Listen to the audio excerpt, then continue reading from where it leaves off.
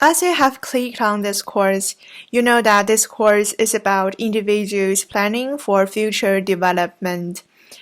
It is a broad topic. Everyone may have different interests and goals in mind, and the time period you are thinking about may be different from others.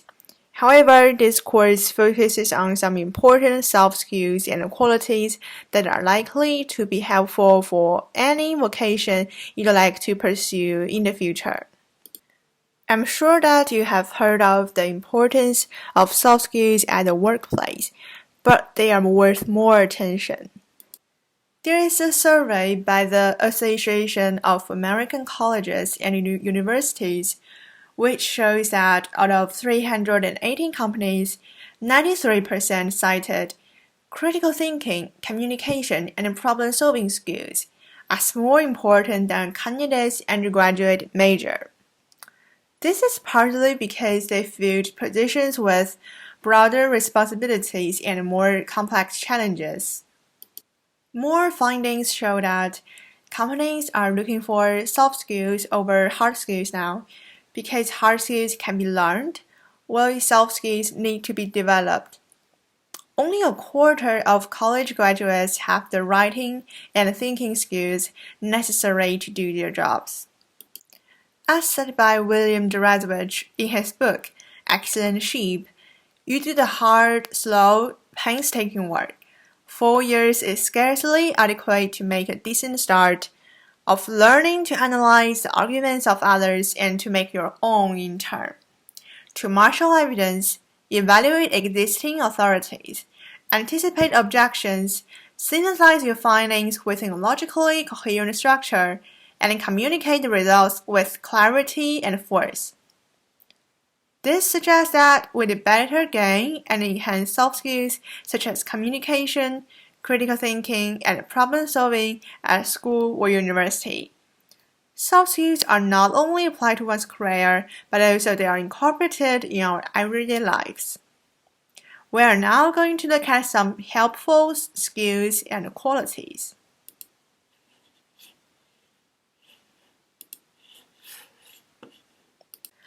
First, let's take a look at the communication skill.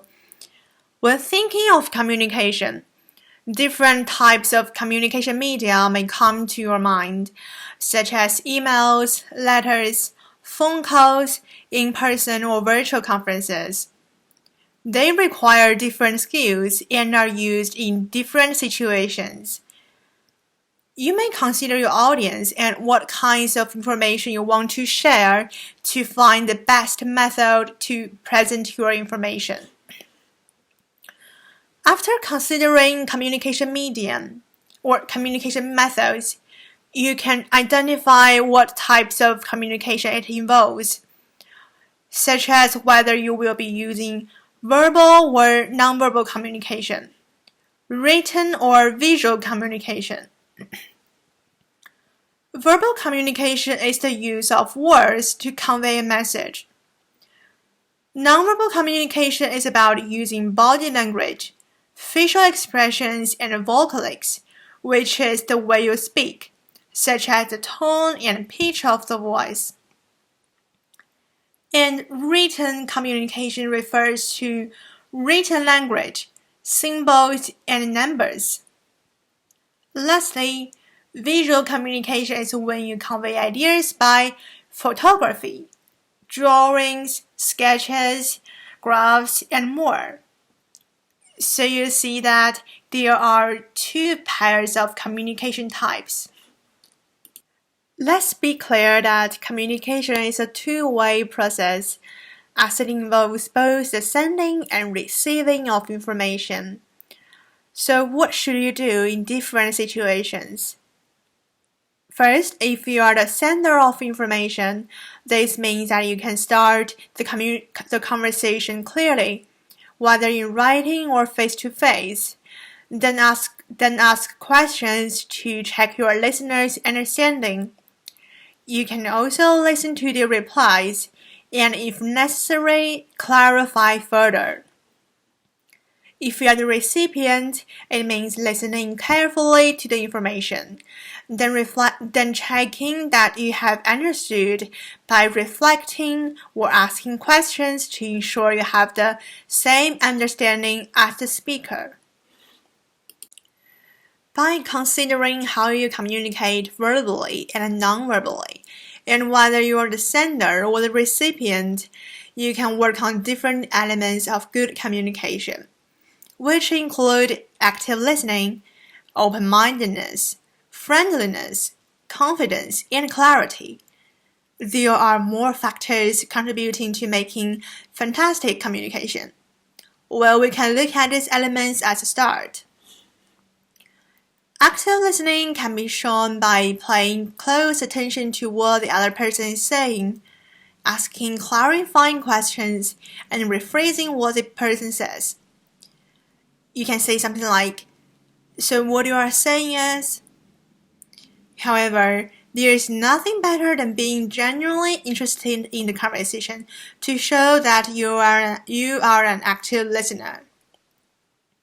You should enter any conversation with a flexible and open mind. Be open to listening to the person's views rather than simply getting your message across. In this way, you can have more honest and productive conversations. Friendly traits like honesty and kindness can help foster trust and understanding during communication. Small gestures such as asking someone how they are doing and smiling as they speak can help you build relationships with them. You can practice friendliness by remembering small but thoughtful details about past conversations with the person. It is also important to be confident in your conversations with others. Confidence shows that you believe in what you are saying, so your listeners will follow through. Showing confidence can be very simple, such as making eye contact or using a firm but friendly tone. Avoid making statements sound like questions, and be careful not to sound arrogant. If you'd like to improve your clarity, you can think about vocalics.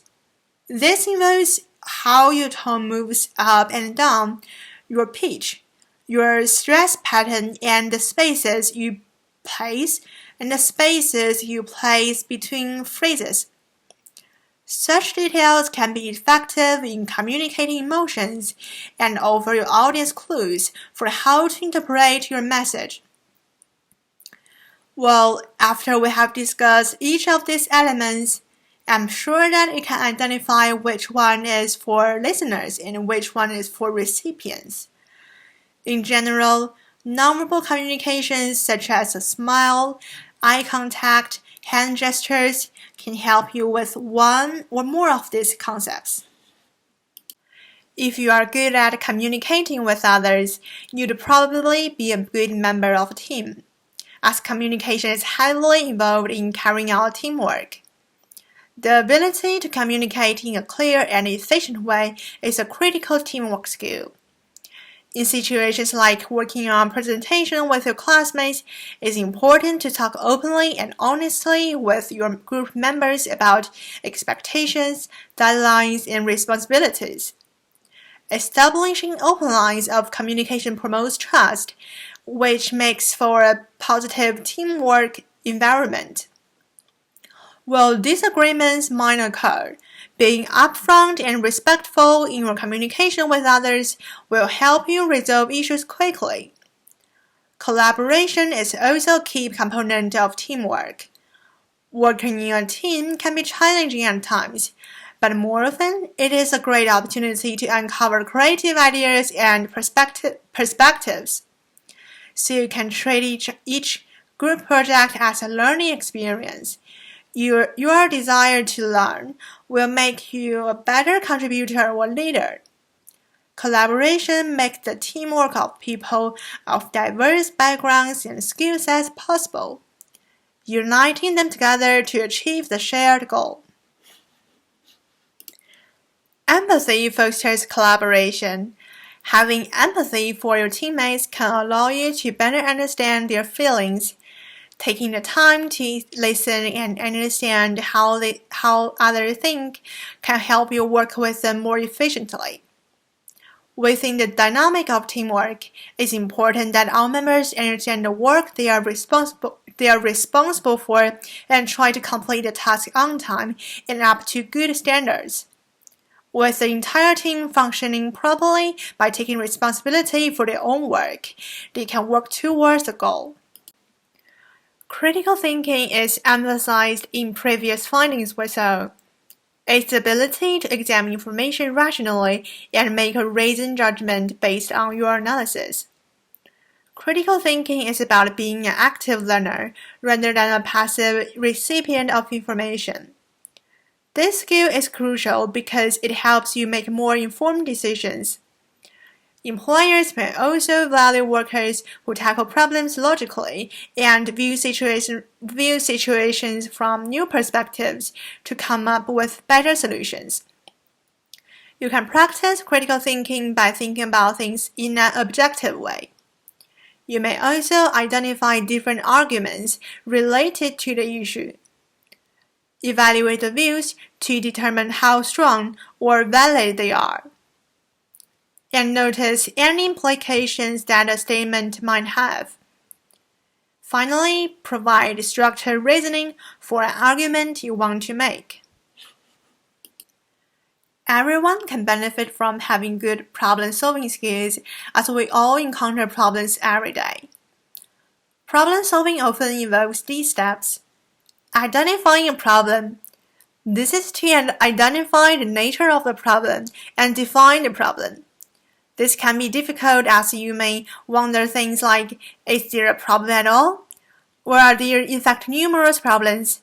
How can the problem be best defined? Structuring the problem. This stage involves a period of observation, careful inspection, and developing a clear understanding of the problem. Following problem identification, structuring the problem is about gaining more information about the problem and increasing understanding. This is about fact-finding and analysis. Finding potential solutions. It's time to start thinking about possible solutions to the problem. In a group setting, this stage is often carried out as a brainstorming session, letting each person in the group express their views on possible solutions. Making a decision. At this stage, you need to analyze different possible solutions and then select the best one to implement. Some solutions may not be possible due to problems such as time constraints and budgets. Implementation. This stage involves accepting and carrying out the chosen action. During this time, more problems may arise, especially if an identification or structuring of the original problem was not conducted fully. Monitoring and seeking feedback. The last stage is about reviewing the outcomes over a period. This can be achieved by monitoring and getting feedback from people affected by any changes. It's better to keep a record of outcomes and the problems that occurred. Moreover, to become effective in solving problems, there are other skills relevant to the process. So, can you think of any other skills that are closely related to problem solving? You can pause the video and think for a moment. Well, other areas which I can think of include creativity, research, and decision-making skills. After hearing about all these skills and qualities, I'd like you to reflect on some of the skills that you are proud of, things you are good at. Also, consider aspects where there is room to make progress. Is there anything you'd like to pick up or build on? Write them down and keep a record of your thoughts. William Deresiewicz agreed with Richard Greenwald on what aptitudes are necessary in today's world. They are breadth, cultural knowledge and sensitivity, flexibility and the ability to continually learn, grow, and reinvent. Thanks for your participation. I hope you have gained something useful from this lesson. We will see why these skills are helpful at the workplace and connect them with your career goals in the next session.